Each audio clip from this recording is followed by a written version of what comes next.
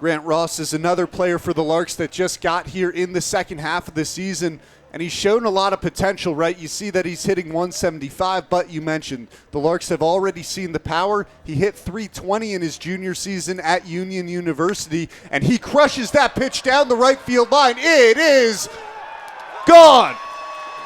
This game is tied up at 3. Grant Ross goes yard for the second time this season, and the Larks responds with a 3-spot of their own in the bottom of the first.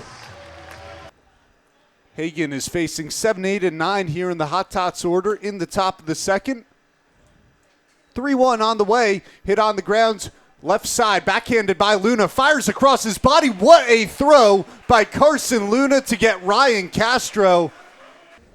2-0 on the way, hit hard, it's a fair ball down the left field line. 1 run scores. Harris is racing for third. They're gonna hold him up there as the relay comes into third. It's an RBI double for Ricardo Aponte, and the Larks are on top 4-3 in the bottom of the second. The 0-2.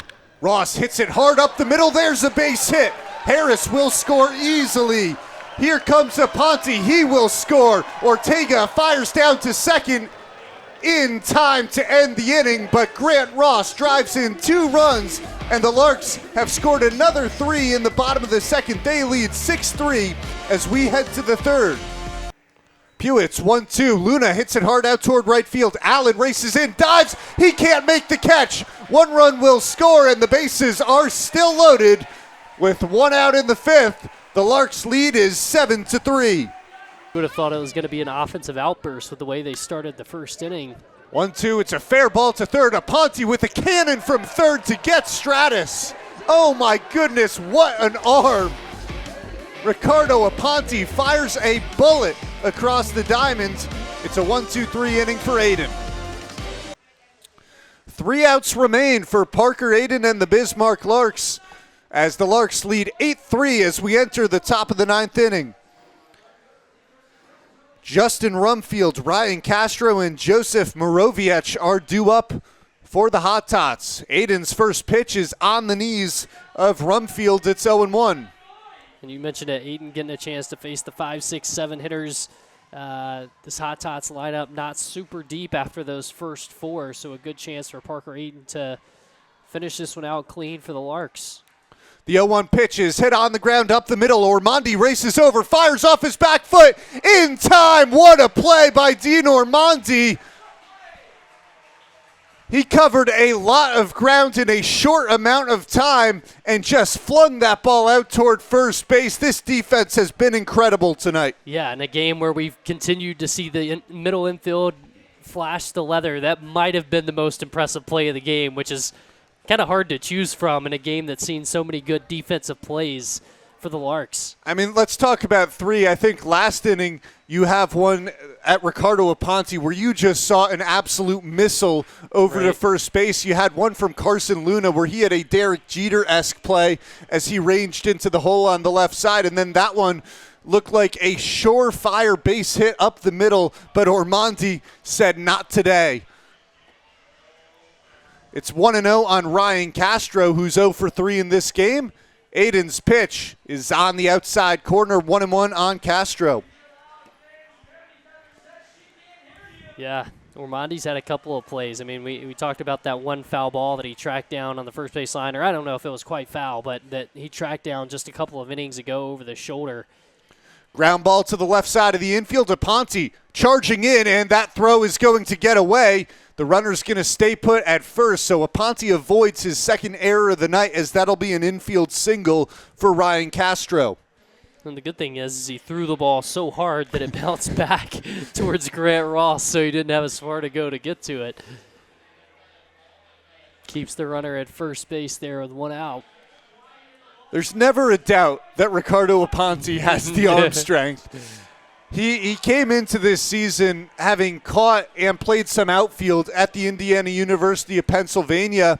I'm not sure if he was expecting to play third base this summer, but he's done a pretty good job stepping in. And he has been fantastic offensively, which is why he has played so many different positions defensively. Joseph Morovic still hasn't had a hit tonight, looking for his first hit as the Hot Tots need 5 runs to dig themselves out of this hole, having scored their only runs in the first inning tonight against the Larks. Yeah, Castro has speed off first, but that speed doesn't really matter right now as the 1-0 pitch connects with the strike zone, and it's 1-1 on Morovic. Carson Luna playing pretty much directly behind the second base bag right now, leaving a big gap over there on the left side of the infield. Yeah, he's definitely shading the lefty hitter over toward the middle infield as that pitch is fouled away by Morovic. It's 1-2. And I think something that might be lost on these teams is how important the Dakota Dust-Up rivalry is to the fans, right? The Larks do not want to lose the Dakota Dust-Up for the first time this season. Now, they can't win. They're 4-6. But if they hold on here tonight and then take a game tomorrow, they will have tied the series at 6-6. So still something to play for out there for sure.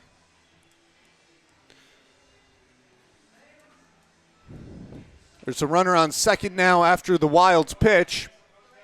It's 2-2 on Morovic.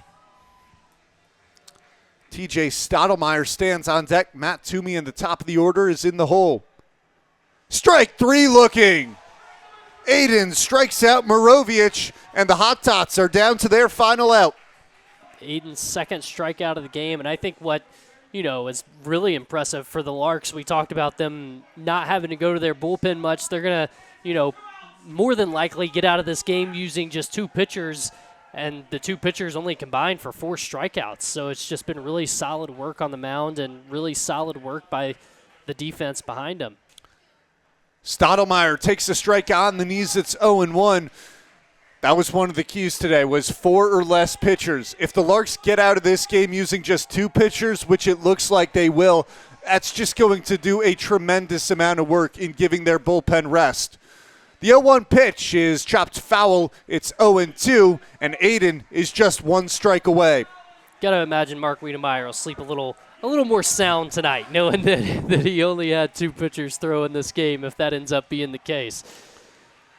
And he will have a well-rested bullpen for the second game of this series up at Corbett Field in Minot. The fans are on their feet here at Municipal Ballpark. 0-2, 2 outs. Here's the pitch. Just outside, 1-2 on Stottlemyre.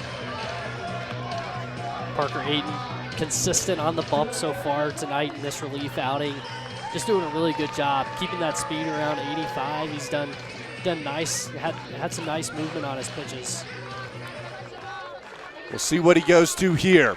1-2 pitch, hit on the ground up the middle. That's going to get through for a base hit. They're going to wave home Castro. The play at the plate, he is out. That's how this game ends. Desan Harris throws out Ryan Castro at the plate, and the Larks take down the Hot Tots 8-3.